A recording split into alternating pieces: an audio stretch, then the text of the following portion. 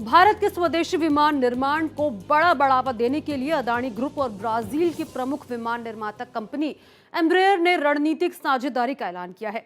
इस सहयोग के तहत भारत में क्षेत्रीय विमानों के लिए निर्माण सुविधा और फाइनल असेंबली लाइन स्थापित की जाएगी।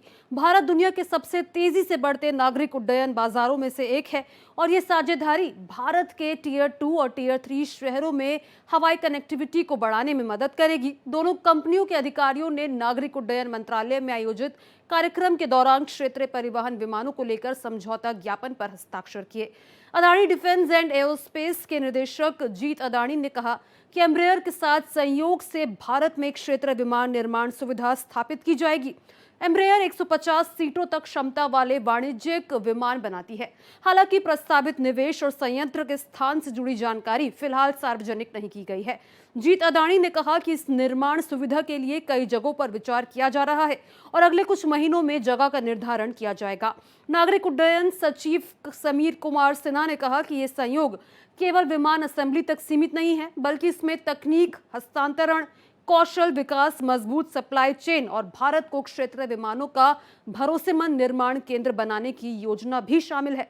एम्ब्रेयर के मुताबिक भारत में अगले 20 वर्षों में 80 से 146 सीटों वाले कम से कम 500 विमानों की जरूरत होगी।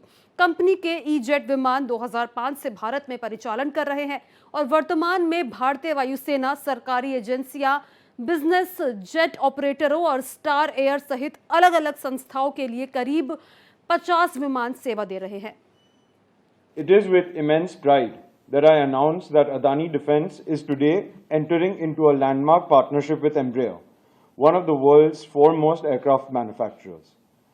Together, we will establish a regional aircraft manufacturing facility in India and a one-of-its-kind aviation ecosystem, a project that will redefine the future of aviation in our country. This partnership is more than just a business agreement. It is a vision taking flight. It represents India's determination to build world-class aviation capabilities on our own soil, aligned with the national mission of Atmanirbhar Bharat.